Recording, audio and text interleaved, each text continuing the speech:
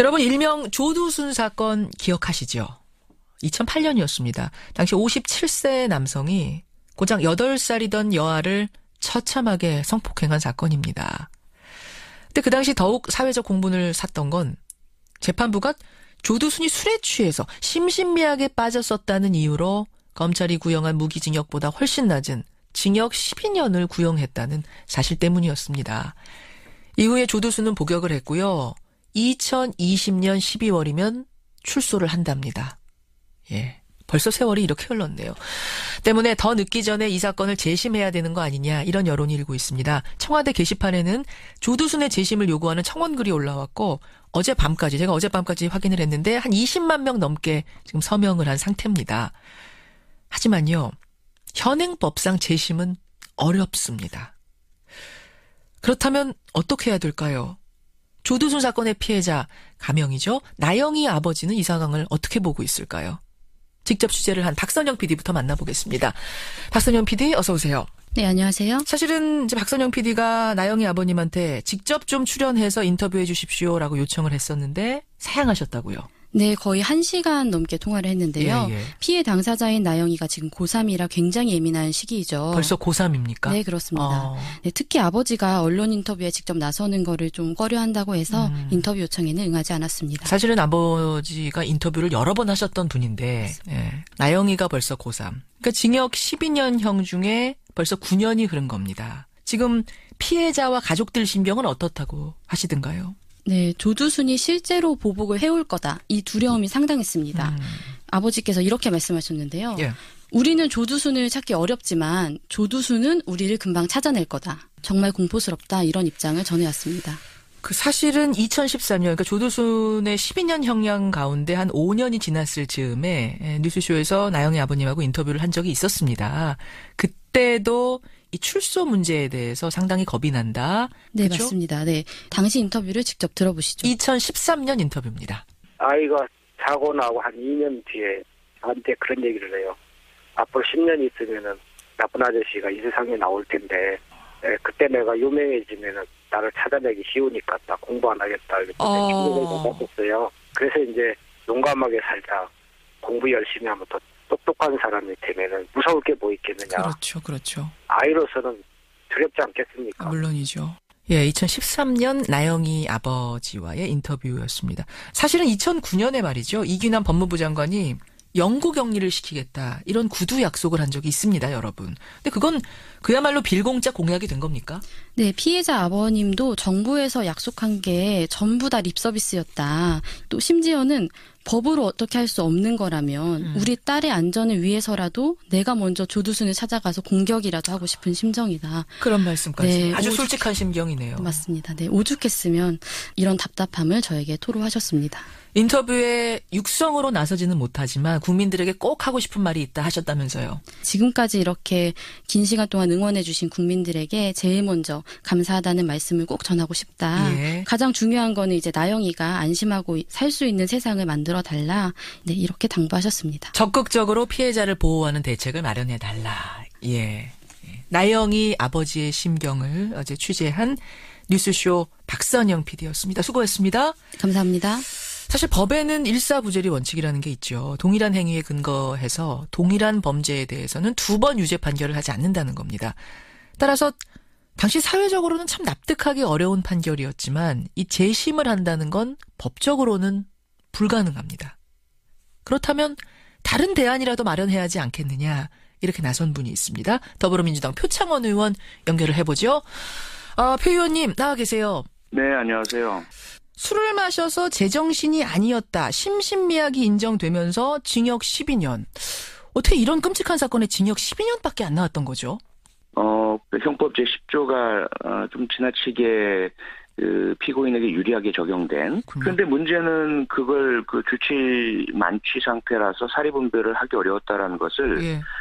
범죄를 저지른 피고인의 주장만으로 받아들인다는 것, 그건 아니거든요. 그 당시에 범행 직후에 뭐 잡아서 음주 측정을 하거나 이런 건 아닌 거죠? 기록이 없는 아니죠. 거죠? 아니었죠. 그다음에 범행의 방법을 보면 사리분별 못하고 정신없이 행해진 범죄라고 볼 수 없거든요. 어떤 면을 보면서 그런 생각을 하셨어요? 등굣길에 잠복하고 기다리고 있다가 예. 다른 사람에게 이상하게 눈에 띄지 않는 방법으로 근처에 있는 빌딩으로 데려갔거든요. 예, 예. 그리고 나서 행해진 그 범행, 그 범행 자체의 잔혹성만 보면 이게 제정신 가진 인간이 할 수 있나라는 의문을 가질 수는 있지만 예. 그 전반의 범행은 대단히 치밀했고 그 이후에 자신의 흔적을 남기지 않기 위한 증거인멸 행동도 했고요. 예를 들어서 수돗물을 틀어놓고 갔죠. 화장실 바닥에 그렇습니다. 흥건하도록. 그렇습니다. 맞아요.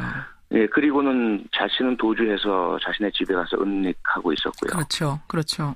이런 거 봤을 때 치밀하고 계획적으로 된 거지 정말 제정신이 아닌 심신미약 만취 상태에서 벌어진 게 맞느냐라는 부분에 의문부호를 찍을 수밖에 없는 상황이었어요. 그럼에도 불구하고 그렇습니다. 감형을 상당히 받은 사건. 그 더 황당한 건요, 표 의원님. 그 당시 12년형이 나왔는데 이거를 피해자 측에서 항소를 한 게 아니라 조두순 측에서 12년형도 많다 이러면서 항소했던 기억이 나요. 네, 가장 큰 문제인데요. 사실 그 재판부는 제가 한번 2심 재판이죠. 항소심 재판 판사를 만나본 적이 있었어요. 그러셨어요. 그랬더니 그 판사는 상당히 억울하다는 항변을 하시면서 예. 우리 형법과 형사소송법상 검사가 그러니까 피해자 측이라고 아까 말씀하셨지만 국가 측이죠. 국가에서 측이죠. 항소를 하지 그렇죠. 않으면 예. 형량을 상향시킬 수는 없습니다. 판사가. 그러니까 항소를 한 측이 네. 검찰이 아니라 가해자가 피의자 측이면 1심보다 더 높은 형을 내릴 수 없는 이런 규칙이 있는 거군요. 네, 불가능합니다. 아. 불가능하고. 왜냐하면 항소를 제기한 측의 그 주장을 받아들일 건지 말 것인지를 판단하는 것이지. 예, 예. 항소를 제기하지도 않았는데 예. 국가 측이건 예. 그 피고인 측이건 그쪽의 사정을 봐줘서 그 뜻이 맞다고 심리를 해주는 것이 아니거든요. 항소심. 그렇군요. 그런데 더 문제는 뭐냐면 사실 1심 재판 때만 해도 이 예. 사건이 알려지질 않았습니다. 여론에. 네, 그래서 사실 조두순이라는 사람이 대단히 좀 뭐랄까요, 영악한 사람이거든요. 그래요. 그 재판정에 나왔을 때는 범행 때와 전혀 다른 모습이었어요. 염색도 하고 안경도 끼고 그래서 피해 어린이가 못 알아볼 정도였거든요. 그러면서 이제 판사에게는 읍소를 하면서 내가 원래 이런 사람이 아닌데 정말 미쳤었나 봅니다. 술을 취해서 전혀 기억도 안 나는데 무조건 잘못했습니다. 용서해 주십시오. 이렇게 이제 모습을 보여대니까. 예, 예. 1심 판사는 사실, 경찰 작성 수사 보고서라든지 이런 부분들만 보고서는 현장을 정확하게 체감을 못하죠. 검찰이 더 문제는 이 조치감경을 깨트리기 위한. 예, 예. 그런 반대 주장을 충분히 못해서 판사 설득을 못한 거거든요. 1심에서는 충분히 이 사건이 알려지지 않았기 때문에 대중들에게. 그렇습니다. 1심에서는 12년형이 확정이 됐고 그 후에 공론화가 되면서 이게 12년형이 말이 되느냐라고 했지만 2심에서는 그보다 더 강한 판결을 내릴 수 없는 법적으로 내릴 수 없는 상황 이렇게 되면서 뭔가 어그러진 거군요. 그렇죠. 그리고 특히 이제 그 수사 중에 사실 피해 어린이의 부모님이 국가를 상대로 손해배상 청구 소송을 냈죠. 예, 예. 왜냐하면 검사가 예. 병원에 와서 조사를 한 것이 아니라 검찰청으로 오라고 했고요. 그것도 가서 바로 한 번에 조사가 끝난 것이 아니에요. 처음 조사를 했는데 예. 녹음 장치에 문제가 있었다라고 하면서 다시 하도록 했고. 맞아요. 기억납니다. 예, 그거. 여러 차례 했습니다. 예, 예, 예. 그렇게 하고 나서 이제 항소심에서는 사건이 알려지면서 범행의 실상이 더 적나라하게 드러나고 예. 이건 도저히 있을 수 없는 주치감경을 받아들여서 안 된다는 여론이 확산됐는데 예. 이미 검찰이 항소를 하지 않은 상태라서 2심 재판부는 도저히 어떻게 할 수 없는 상황이었던 겁니다. 항소를 그 늦게 나중에 다시 하면 안 돼요? 그런 건 방법이 없습니까? 아니죠. 이미 그 항소 기한이 끝나버렸고 항소심이 열린 상태에서는 항소를 할 수가 없습니다. 방법이 없는 거죠. 네. 되돌릴 수 없는 상황. 네. 그렇게 된 겁니다, 여러분. 그렇게 해서 12년형이 확정된 거고 지금 9년이 흐른 겁니다. 그런데 이대로 조두순이 출두해서는 안 된다라는 여론이 지금 일기 시작했고요. 청와대 청원글에 20만 명이 넘게 참여를 했습니다. 재심을 하자는 건데 법적으로는 재심도 막혀 있죠. 불가능합니다. 불가능이죠. 네, 원천적으로 불가능하고 헌법적으로 불가능합니다. 여러분들 중에는 재심 있었던 적 있지 않느냐 역사에서 보면 라고 하실지 모르지만 그런 경우는 무죄가 확실한데 억울한 옥살이를 한 피의자 그런 경우에 한해서 아주 이례적으로 재심 판결이 있었던 거지 그 외에는 불가능한 거죠. 네, 유죄 판결을 받은 그 범죄자죠. 예, 예. 그가 억울하다는 개인의 인권을 회복하기 위해서 예.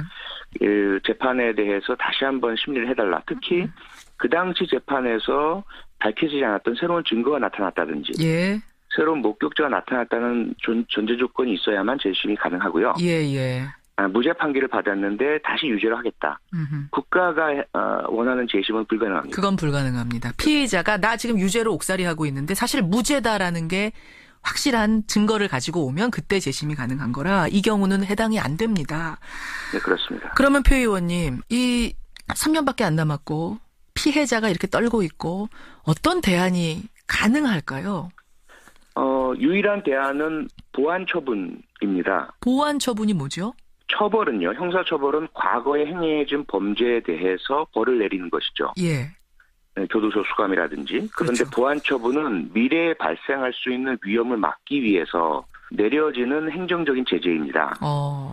지금 우리가 흔히 알고 있는 것은 전자발찌를 찬다든지 또는 신상 공개를 한다든지 화학적 거세를 한다든지 이런 것들이잖아요. 그렇죠. 그중에 일부도 전자발찌 부착도 조두순에겐 부과가 되어 있긴 한데요. 문제는 전자발찌만 찬다고 해서 행동에 대한 제재를 할 수는 없는 거죠. 그렇죠. 어디에 있는지만 알 수 있을 뿐이거든요. 그렇죠. 그래서 지금 대단히 불안해하고 계신 거고요. 자기가 공부를 하고 있는 건데 이 보완 처분에 대해서 새로운 입법적인 조치만 대안만 마련된다면 거주지를 제한한다든지 또는 보호 관찰 아주 타이트한 1:1 보호 관찰관의 관찰과 지도가 가능해진다든지. 근데 조두순 같은 경우에는 이미 판결이 끝난 상황인데 소급해서 적용이 가능할까요? 소급이 아닌 거죠. 아닌 겁니까? 네. 그러니까 이제 지금 우리는 이 성폭력 범죄 처벌에 관한 법률 등의 보완 처분을 내릴 때에 범죄 이후 그 재판을 받을 때에 내리도록 하고 있습니다. 그렇죠. 그런데 원래 보완 처분 취지에는 사실 맞지 않는 거예요. 그건 오히려 형벌을 많이 주고 싶은데 형벌을 많이 못 주니까 부가해서 이러한 추가 처분을 하겠어라는 그런 모습이잖아요. 오히려 그것이 이제 이중 처벌의 위험이 있는 거죠. 그게 아니고 보완 처분은 미래를 향해서 잠재적 피해자를 보호하기 위해서 행해지는 보호 조치이기 때문에 출소 전에 이루어져야 합니다. 근데 지금 법상은 그렇게 안 되는 거 아니에요? 안 되죠. 그래서 제가 지금 면밀한 법적 검토를 하고 있고요. 조두순법이라고 불려질 수 있는 미래에 행해질 수 있는 위험을 막기 위해서 또 그 잠재적 피해자를 보호하기 위해서 내려지는 처분이기 때문에 입법만 된다면 막을 수가 있습니다. 3년 안에 조두순 출두하기 전에 이게만 입법이 되면 입법돼서 통과가 되면 조두순부터 적용이 가능하단 말씀이군요. 그렇습니다. 알겠습니다. 여러분의 의견들 보내주십시오. 표창원 의원님 고맙습니다. 네, 고맙습니다. 더불어민주당 표창원 의원이었습니다.